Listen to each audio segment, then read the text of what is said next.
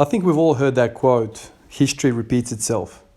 Kind of started thinking about that last night and this morning, and why that is the case. Why does history repeat itself? I feel like part of that is, well, people don't know history well enough to learn from the mistakes of the previous generations. Kind of thinking along those lines, started thinking about, training, like I always freaking think about my training. And also, especially, looking through the training log seems to be like right in my face now all the time. I just keep looking through it, keep looking for answers. And it occurred to me, the answers are within this training log. I've been training for 5 years. I've tried everything. And some of you guys have actually paid me out about it in a funny way, for shits and giggles about, man, you've tried everything like 3 times. And I feel like I have. I've been through the calves period. I've been through the good mornings, RDLs, deadlift this, deadlift that. I've been through the back raises, 45 hypers, more volume, less volume, or anything you can think of, I've been through it. And not just once, I've been through like several times. I just feel like, I just keep coming back to the same things, trying the same stuff. And so this training log, the fact that it's kind of finished now, I'm thinking to myself, okay, let's go back through every little period and just literally, get deep into it and try and understand what was happening, why I was making the decisions. Now, in a vacuum, this kind of looks silly to kind of keep going back and forth to the same stuff, but there's an overarching thing happening here, and that thing was the injuries, right? The hip has been kind of traumatizing me for a long time, and the ankle injuries, whatever, from basketball. So there's a reason why some of these things were happening, but now I know. I told you guys yesterday's video, there are 4 things basically that have kind of given me success in the squat. One is definitely the good mornings, the RDLs, the back raises on the GHD, and also the high squats. And now in that kind of mix, you can also put the deadlifts, because I also kind of gave light, super kind of cheap volume. That's where kind of that term comes from with me. The cheap volume was basically just the deadlifts, right? Just do 40 kilos for like 20 sets of 20, right? Just get that volume in. And the pattern there keeps repeating itself, right? It's the posterior chain. High frequency in squatting every day means that you need also high frequency in the posterior chain. All of these things that I've just kind of said, basically is the posterior chain. The glutes, the hamstrings, and the adductors.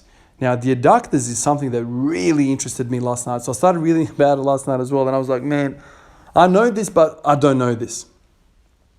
When the hip is in a flexed position, now to me, this is like, I want to tattoo this on my body, man.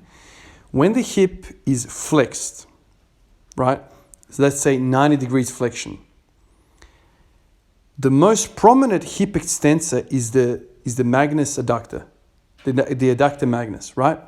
When the hip is in a flexed position, so when you're basically in the bottom of a squat, the most predominantly active muscle that is exerting a hip extension force in your body is the adductor.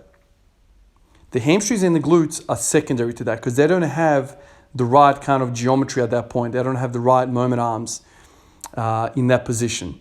So by doing all of these things with the deadlifts, the good mornings, the RDLs, you're basically practicing getting out of a hip flexion position, and you're going from kind of a 90-degree hip flex position into a hip extension. And so the muscle that's kind of doing all of that is the adductor, especially in the initial part. And then after, as you kind of going towards kind of straightening up, then the hamstrings and the glutes come into play.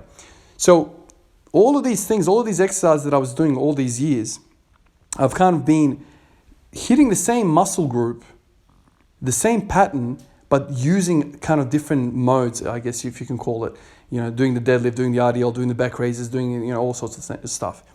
So anyway, it was really, really beneficial for me to kind of look through the log and work out this is a repeating pattern. And so this morning, basically, you've already seen a few sets, but I spent basically an hour doing good mornings with just an empty bar. Now, why did I do that? Well, basically, yesterday I did the same thing, but I did 15 sets with that instead of 10. So I did 5 sets with the bar, and this is a set of sets of 30 with the bar. Same today. So I did 10 sets of 30. Oh God, 10 sets of 30. When I think about it, at least I'm like, you're insane. 10 sets of 30 with an empty bar, good mornings. Just lots of volume, lots of cheap volume, not stressing the body. Just go through the damn motion. Teach those muscles how to operate. Get the blood in there. So yesterday I did a bit of a heavier session. So I did 5 sets of 30 with the bar. I did 5 sets of 20 with 30 kilos. And then I did 5 sets of 10 with 40 kilos. So that was basically the majority of my session yesterday. Today, I didn't want to load it up like yesterday, so I just went with the empty bar for 10 sets of 30. So that's basically it. Look at your history. Look at history in general, man. Like any part of your life. If you look at history, history will teach you how to avoid making the same mistakes, basically. You can extrapolate that to any part, any kind of thing that you want to talk about. I don't think people pay enough attention to history, even your own history. Keep your log, man. Keep your log. Even if it's a tedious exercise for you, keep it. Study it, and down the track you might get some answers that's going to send you in the right direction.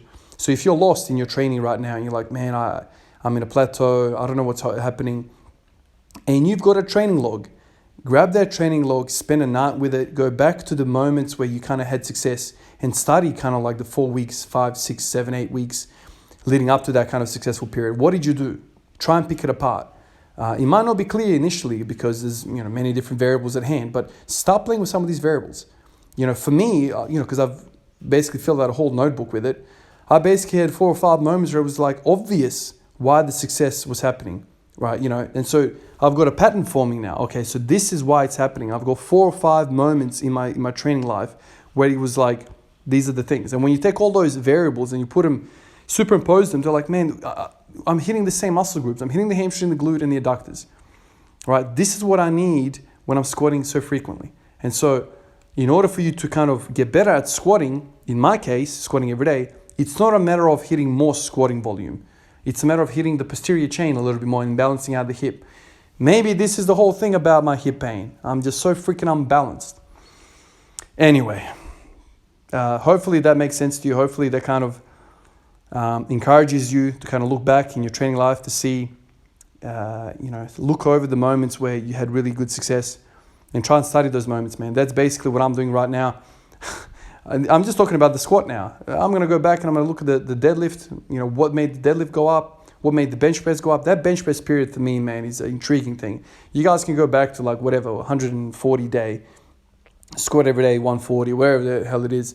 There was like a period of 2 weeks where I put on like 20 kilos on my bench press, man. It was insane. I was doing a whole lot of push-ups and all sorts. Anyway, that's a topic for another video, but I'm definitely going to go back in. I'm definitely going to study it again, and I'm going to try and pick apart and precipitate the essence of that progress. All right, guys, I'll catch you guys in the next one. Peace out.